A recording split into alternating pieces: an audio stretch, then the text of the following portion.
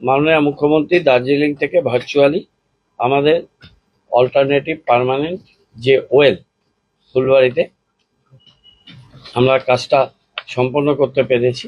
তিনি তার আরো কিছু কষ্টের কথা পেয়েছি আমাদের বলেছে। এবার এর আসছে, তখন এটাকে পরিষ্কার করার যে দরকার, পরিষ্কার করতে গেলে এখানে জল সাপ্লাই ব্যাহত হয়।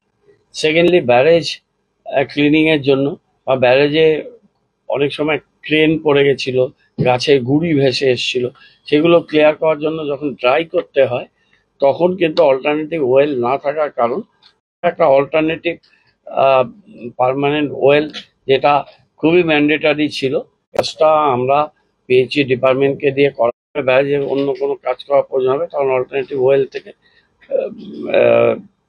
জলটা সরাসরি এখানে যে পাইপলাইন লেইং করেছে। এবং আজকে প্রেস কনফারেন্সের মাধ্যমে শিলিগুড়ি মানুষের কাছে আমাদের স্বনির্বন্ধ অনুরোধ থাকবে যে 21 তারিখে আপনারা যথাসম্ভব জল আপনারা স্টোর করে রাখলে 22 তারিখ সেই জলটা দিয়ে আপনাদের কাজ করতে সুবিধা হবে। এছাড়া আমাদের কর্পোরেশনে 25টা জলের ট্যাঙ্ক আছে, সেই 25টা জলের ট্যাঙ্ক আমরা বিভিন্ন জায়গাতে দেব।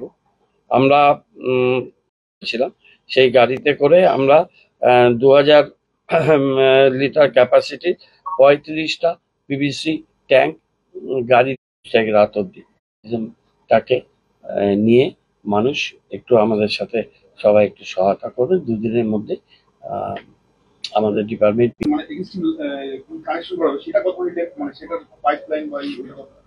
অত ডায়ার আমি বলতে পারবো না, আমাদের ইঞ্জিনিয়ার আছে তাদের জিজ্ঞেস করে না, যেটা এক্সিস্টিং আছে সেম ডায়ারেরই করা আছে। প্রত্যেকটা বড় হয়েছিল শহরে, পুরসভা কতটা প্রস্তুত? কিছুই সমস্যা হয়নি, বেশি সমস্যাটা ক্রিয়েট করেছিল কিন্তু, কেননা মানুষ পুরো জল পেয়েছে, আমরা পুরো রাস্তায় ছিলাম, আমরা পুরো জায়গাতে গিয়ে দেখেছি। 2-4টা জায়গাতে একটু লাইন বেশি ছিল, বাকি জায়গাতে সেরকম লাইনও ছিল না। মানুষ জল পেয়েছিল, সেটা একটা ন্যাচারাল ক্যালামিটি হয়েছিল। তিস্তায় এই যে বিভিন্নভাবে ড্যাম করেছে জল বিদ্যুতের জন্য, সেইটাকে ভেঙে এই সমস্ত গাছ অন্যান্য নিয়ে তিস্তার জল এখনো পুরো স্বাভাবিক হয়ে আসেনি। সেই সময় এই একটা এত বড় একটা জাতীয় বিপর্যয়, সেই সময় পুর নিগম সেটাকে এই সময়ের মধ্যে রেস্টোর করতে পেরেছি আমরা।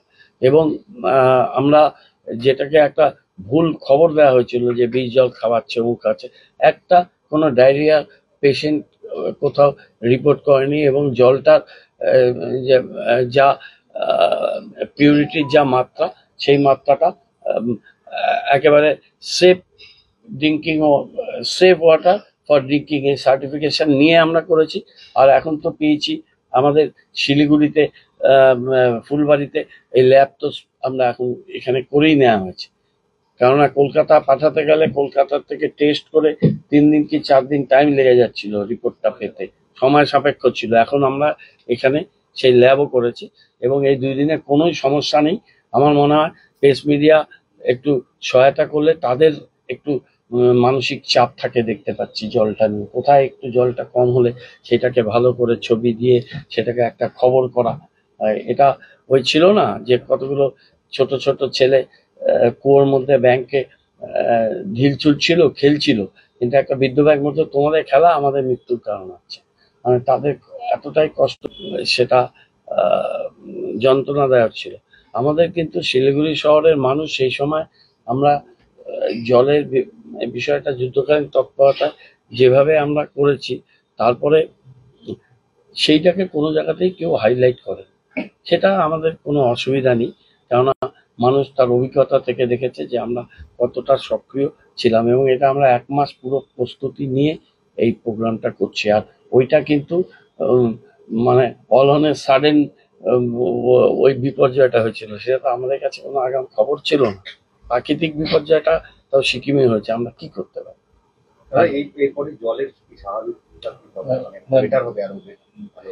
এটা হচ্ছে যখন তখন এই যে 4 দিন 5 দিন জল বন্ধ থাকতো, মানে দিন রাত ইঞ্জিনিয়াররা কাজ করছে, আমরা রাত্রি 2টোর সময় গিয়ে দেখছি যে এটা কি বলে ক্লিয়ার হয়েছে কিনা। এর আগে তো ক্লিয়ার করতে গিয়ে তো এরকম 72 ঘন্টা জল বন্ধ রাখতে হয়েছিল। সেই জিনিসটা হবে না। আমাদের সেকেন্ড ফেজ প্রোগ্রামটা হয়ে গেলে আমাদের পন্ড 3 মাসের মধ্যে হয়ে যাবে। পন্ড হলে ওই পন্ডের রিজার্ভারে জল থাকবে, সুতরাং এই জলের সমস্যাটা থাকছে না। এবং তাছাড়া বিভিন্ন জায়গাতে আমরা ডিপ টিউবওয়েল বসাচ্ছি, মানুষের কাছে পৌঁছাচ্ছে। তখন পর্যন্ত ডিপ টিউবওয়েল দিয়ে যেখানে যেখানে জলে অপেক্ষাকৃত জল কম, সেখানে যাতে মানুষ জলের সংকটটা না থাকে, তার জন্য আমরা ডিপ টিউবওয়েলটা করে দিচ্ছি। দ্বিতীয় পানীয় জল প্রকল্পের এজেন্সি সিলেক্ট হয়ে গেছে। আমরা সমস্ত কাগজপত্রগুলো কলকাতাতে পাঠিয়েছি। ওখানে টেন্ডার মনিটরিং কমিটি আছে, যেটা স্টেট স্টেট এটা কন্ট্রোল করে। এখান থেকে আমরা সমস্ত প্রক্রিয়া করে কাগজপত্র পাঠাই। ওরা কিছু কোয়ারিজ চেয়েছিল, সেই কোয়ারিজগুলো পাঠিয়ে দিয়েছি। এটা বদ্রীনারায়ণ কর, উনি জলের এই বিষয়টা দেখেন, ওনার সাথে আমার 2বার কথা হয়েছে। কালকেও আমি খবর নিয়েছি, ফাইলটা উঠেছে। আমার ধারণা কাল পরশু 2-3 দিনের মধ্যে ওরা ওয়ার্ক অর্ডার ইস্যু করার জন্য পারমিশনটা আমাদের দিয়ে দেবে। পারমিশনটা দিয়ে দিলে L1 যে হয়েছে তাকে আমরা ওয়ার্ক অর্ডার দিয়ে কাজটা সেকেন্ড ফেজে স্টার্ট করে দেবো। সেকেন্ড ফেজে প্রথমেই পন্ডের কাজটা করবে। ওরা বলেছে যেদিন কাজ শুরু করবে 90 দিনের মাথায় ওরা পন্ড রেডি। সেটা তো ফার্স্ট ফেজে, এটা তো চলছে, এটা সেকেন্ড ফেজ। ফার্স্ট ফেজ না, ফার্স্ট ফেজ তো চলছে কবে। হ্যাঁ, ওটা ওটা ওটা সার্ভে রিপোর্ট নিয়ে করবো। আমার এটা যখন ওয়ার্ক অর্ডার হয় এজেন্সি নেমে যাবে। এখানে প্রচুর ঝামেলা আছে বনাঞ্চলে, ওয়াইল্ড লাইফ, পাখি বিধান, স্যাংচুয়ারি, সেই একটা ক্রিটিক্যাল জোনের ভিতর দিয়ে নেওয়া। তার আগে ইরিগেশনের ইস্যু ছিল, পাইপলাইন লেইং, মেন পাইপলাইনটা, সেটা কলকাতাতে অসংখ্যবার মিটিং করে পেয়েছির সাথে আমাদের মিটিং, যাদবপুর ইউনিভার্সিটিকে এনগেজ করে তাদের রিপোর্ট ম্যাচ করিয়ে, মন্ত্রীর ইন্টারফারেন্স নিয়ে, ইরিগেশন মিনিস্টারকে নিয়ে, ইরিগেশন সেক্রেটারি আর আমাদের ইউডিএম এর সেক্রেটারি সব বসিয়ে সেই লেভেলটাকে ক্লিয়ার করা হয়েছে। এখন যে জমি ওখানে আমাদের পাইপলাইন জমি, ইকুয়াল জমি আমাদের দিতে হবে ফরেস্টকে, সেই প্রক্রিয়াগুলো প্রায় সম্পন্ন হওয়ার পথে। এটা খুব টেকনিক্যালি খুব কঠিন কাজ ছিল, যে একটা বেশ কিছু হেক্টর জমি আমাদের বেঙ্গলের কোনো জায়গা থেকে এটা ফরেস্টকে দিতে হবে। সেই যে প্রক্রিয়া, সেই প্রক্রিয়াটা আমরা প্রায় শেষ করে নিয়েছি।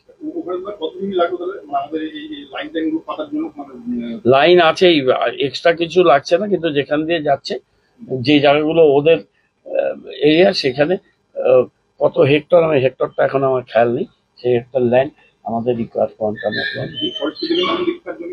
সেটা আমরা দিচ্ছি। এত চিন্তা করার ওটা না, এটা এটা আলিপুরদুয়ার সাইডে ফরেস্টের। এগুলো তোমাদের এত জানার কথা না, এত দরকার নেই। ঠিক আছে, আরে এটা তো আইন, বেঙ্গলের যে কোনো জায়গা থেকে দেয়া যাবে।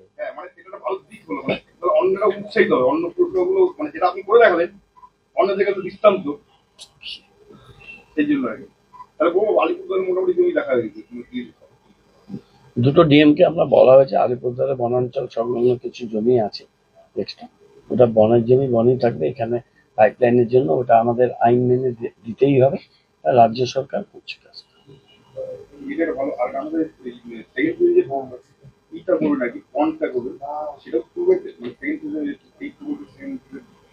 হ্যাঁ হ্যাঁ, সব দেয়া আছে প্রজেক্টের মধ্যে, সব আছে।